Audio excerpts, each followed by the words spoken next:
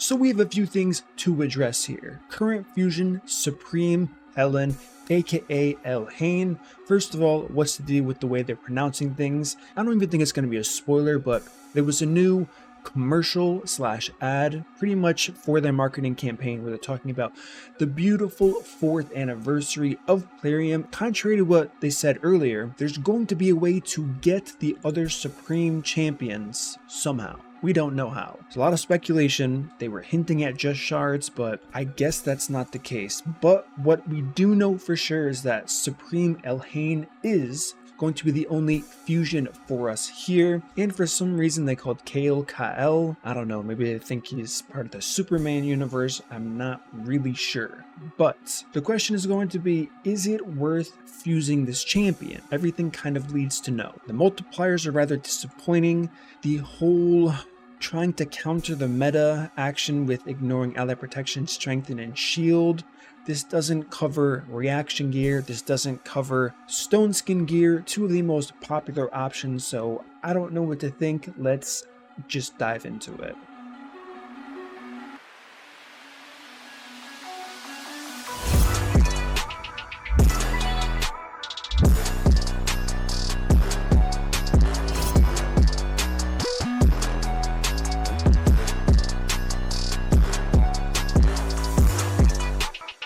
What up, team? It's MurderInc. We are on the test server talking about if it's worth it for you to fuse this champion or possibly save your resources for one of the other champion options that allegedly are going to be available to us. Now, if we know Plarium, and I think that I have a decent wind on Plarium, I'm sure many people watching do as well, I would say the top reward for a champion training event is likely.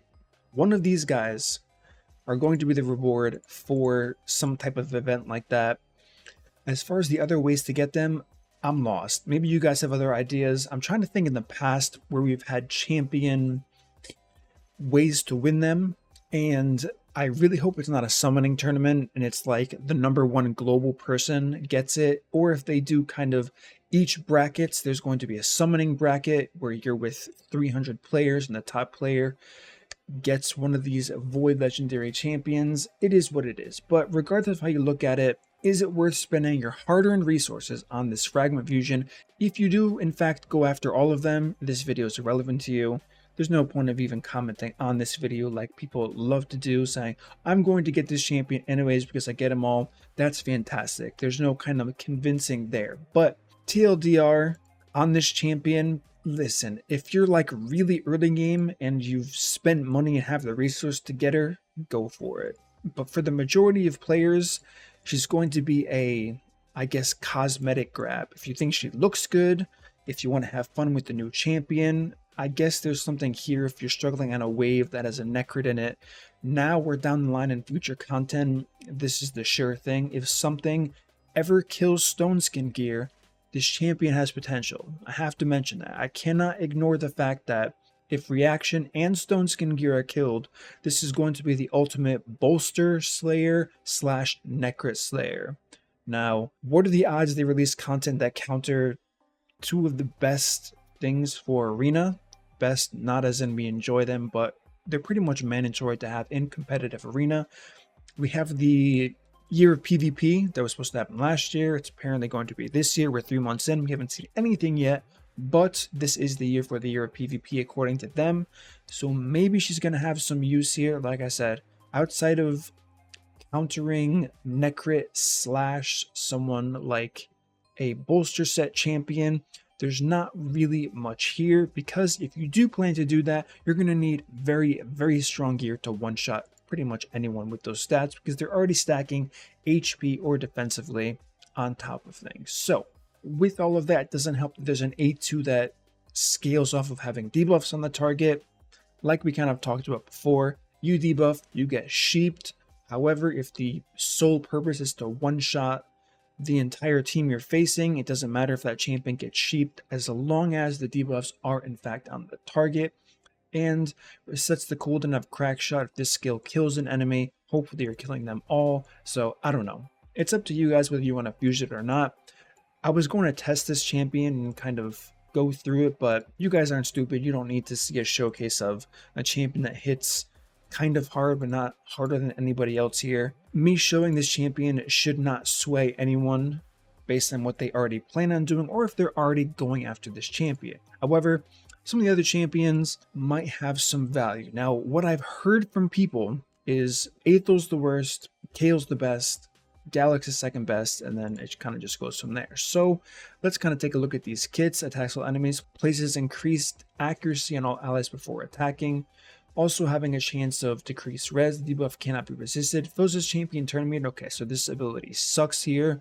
If you're a fan of decreased res and increased ally, you just don't kind of really know what the game entails at the moment, because those are pretty much useless debuffs, and other champions that provide them are way better. Next, the A2 here, 75% chance, book to 100 of doing an AoE, 3 poisons. Debuff cannot be resisted, also increasing the duration of all enemy debuffs by 1 turn, also cannot be resisted. Solid. No complaints there, definitely solid. Looking at the passive, decreases each target's accuracy, crit rate, and crit damage for each poison on them. No complaints, looks pretty good. Now moving on to the A1 ability, has a 50% chance of placing a weaken on all enemies on an A1. Not bad. Kind of weird to have an AoE A1 that applies a weaken ability, like we're going to be using the weaken first, because I mean typically you want to debuff the enemies, right? You want to debuff the enemies, then do damage to them, but it's on the A1, so are we opening with the A1, giving us a 75% chance of applying the weaken, or are we doing the A2 first, then going for the weaken afterwards, after most of your nukers have probably tried to nuke the wave? Are you using poison explosion? If that's the case, you're still not getting a chance to use the A1 ability, so I'm not really sure, which kind of goes back to the fact of the A3 not making a lot of sense. Increase accuracy on all allies before attacking. This is also applied to this champion that requires no accuracy. Debuffs cannot be resisted, and the extension effect of debuffs also cannot be resisted. So a champion that doesn't need accuracy is decreasing resistance and increasing the accuracy on your team here. I guess they're assuming that you're going to bring other champions that require accuracy, which is kind of counterintuitive because you can only have 10 debuff slots on the boss, right? So right now you have 3 poisons, and then 1 weaken, so 4 just from this champion alone. So let's say you bring someone like a Nishak, one of the fusion champions. He is known for filling up debuff bars very quickly. So I guess you can get away with slacking a little bit on his accuracy, but keep in mind, and something that I didn't mention, there's also a 5th debuff here, which is decreased resistance. So now we're filling up half of the debuff bar with a champion that requires no accuracy.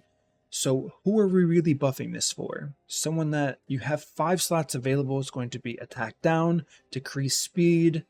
What else is there? Defense down, that's already 3 buffs there. So how useful is this really going to be? Usually, and this is where I kind of have beef with champion design here, you want to alleviate the stress off of a poisoner so you can build them tankier. Now, they did a very good job at that aspect because all of his debuffs cannot be resisted. However, why the A3, right?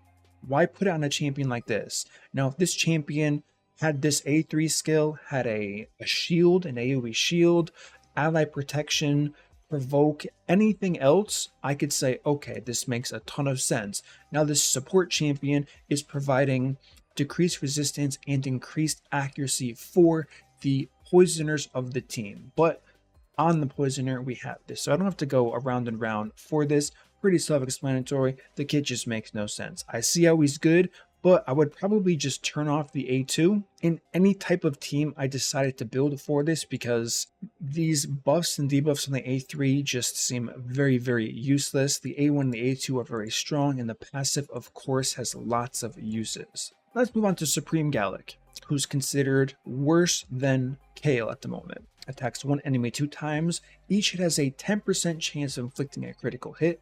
Okay, so you'd only need 90% crit here. Each hit also has a 40% chance of increasing the duration of any HP burn debuffs on the target by 1 turn. So this goes up to a 40, 50, 60. Those are good odds. 60% chance of increasing HP burn 2 times per A1 usage. Very nice. Next, we have the A2, attacks 4 times at random, places attack up on the champion for 3 turns before attacking. Each hit has an additional 10% chance, so the 90% crit thing stands true to this. Each hit also has a 75% chance of instantly activating an HP burn on the target and decreasing the duration of those by 1 turn. So if it's on one target, they're pretty much removing all HP burns, similar to Ninja. Fills this champion's turn meter by 30% if 3 or more HP burns are activated during the attack, so seems pretty simple. I'm assuming this has an HP burn in it. Attacks all enemies, 10% chance to crit, so 90% once again. Fully booked HP burn, block buffs for 2 turns. Also places decreased speed on targets whose turn meter is higher than 50%.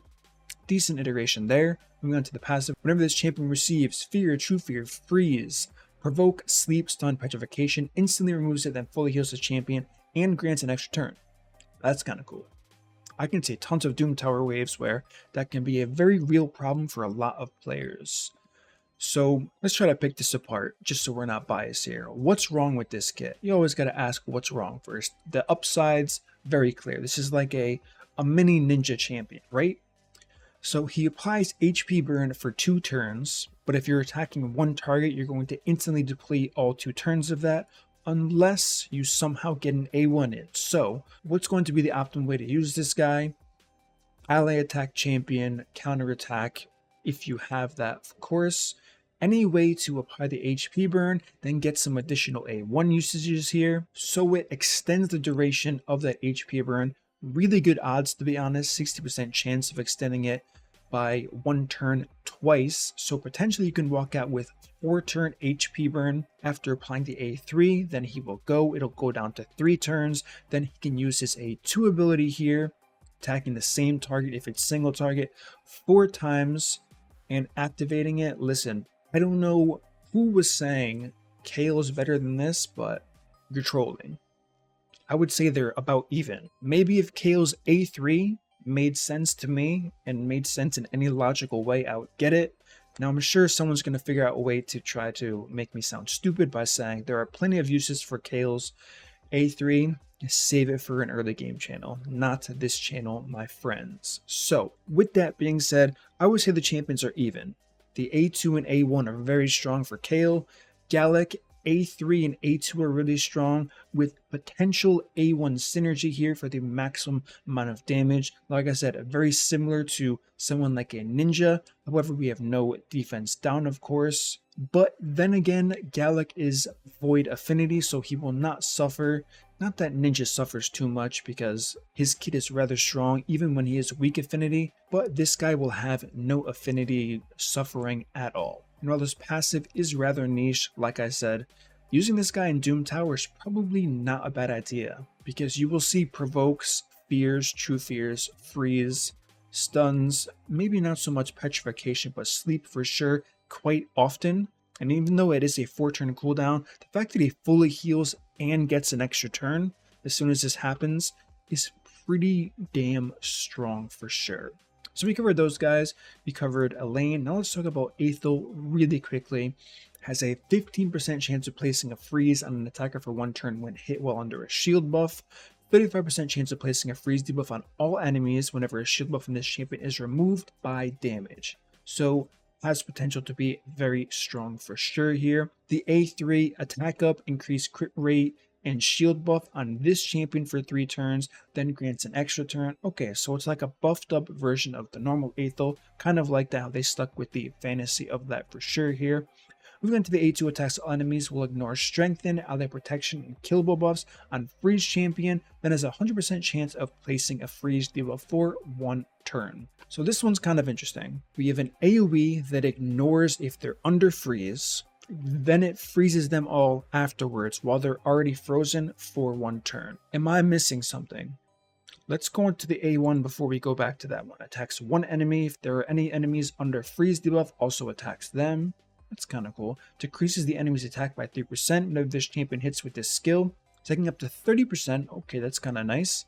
Also increases this champion's by attack. Okay, so it's the opposite of that. It decreases enemies' attack and it increases Supreme Athel's attack up to 30%. It's gonna take 10 hits, so you'll probably kill the wave before that even happens, but still a really cool ability. And unfortunately, most bosses in this game, if not all, you cannot freeze at all. So still kind of interested about this A2 here. It seems like you use this to freeze them, or you're kind of banking on the shield from the A3 being broken, which means you have to take damage first.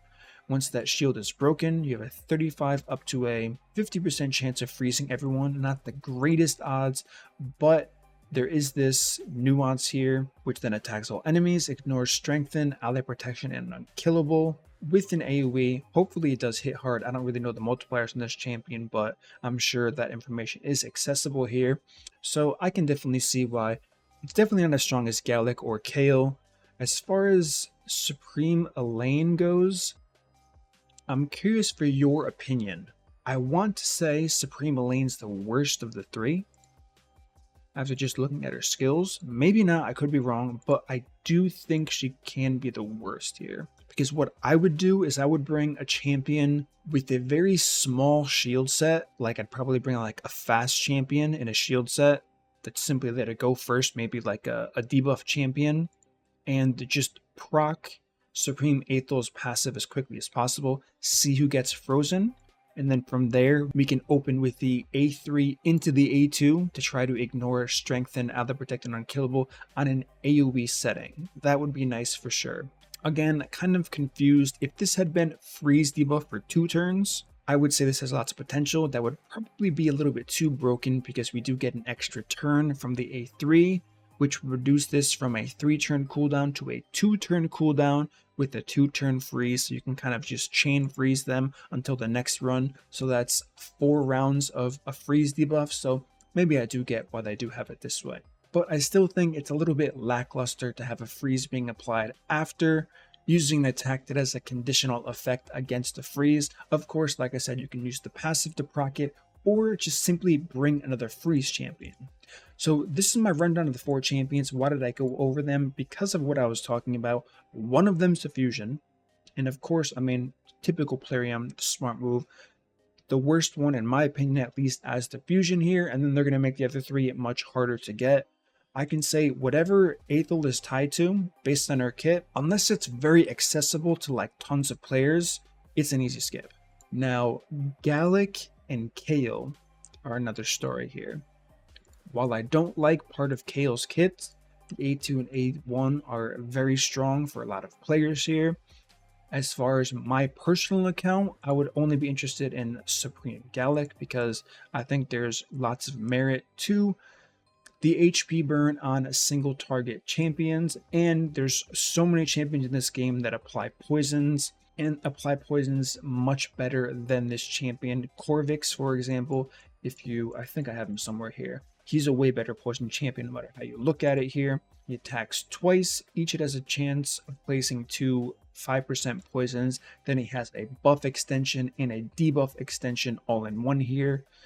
And among other things, attack down, decreasing damage while under poisons. Really, really strong. So I would take him over Supreme Kael any day, especially since I've been using him for a lot of Dragon Hard Mode 10 speed farming runs. So my personal preference is definitely going to be Galek here. He also has a 33% attack aura. I didn't really go over the other auras here. 35% in arena for Athel. 30% in all battles. Okay, so just a weaker version of Galek's. And Kael has nothing. I wonder why they didn't give Kael a aura, but they gave the other ones an aura. Maybe they thought, I don't know. Maybe I'm crazy and this A3 isn't that bad. If you see something I don't, please let me know, but it seems very illogical and kind of stupid on paper here. Maybe in application, that's another thing, but I think this champion should have an aura as well. I don't really see why he doesn't. It would definitely add to it, and I don't think it would inch him above Galek in my opinion, but has the potential. Like if it was a speed aura, I would say very good. If it was an accuracy aura, I would say another, like, why would you do that? Kind of just doubling down on the bad decision that I think they made, but that's enough kind of talking about this. So let me know. I'm kind of curious. Are you going for this fusion? Are you going to be skeptical like I am and save resources because she's not that good? Despite being a void, I know the huge selling point is Murder, she's a void. She's an AoE damage dealer that's a void champion. We're talking about Supreme Elhain right now. And how often are voids fragment fusions? Very, very rarely. So you do have some merit there. But the fact that this commercial, and you can just type official Raid Shadow Legends and you'll see a link to all of their commercials there. If you want to know exactly what I'm talking about, you will see where they comment that there's going to be a chance to get all of these champions for their grand 4th anniversary, and they've been generous so far. We got that promo code, we got the free gift, so they've pretty much delivered. So all eyes are going to be on how we can get the remaining 3 Supreme Starter Champions. Hopefully it's good and not a massive disappointment, which we should probably expect to shield ourselves from any further disappointment after that. So that's going to conclude this video. Give me your thoughts. Are you going for the fusion? Who do you think's good? Am I crazy about Kael? Do I just not understand his kit? Let me know. As always, guys, if you enjoy this content, smash that like button, subscribe, turn on the notification bell, and I will see you all in my next upload.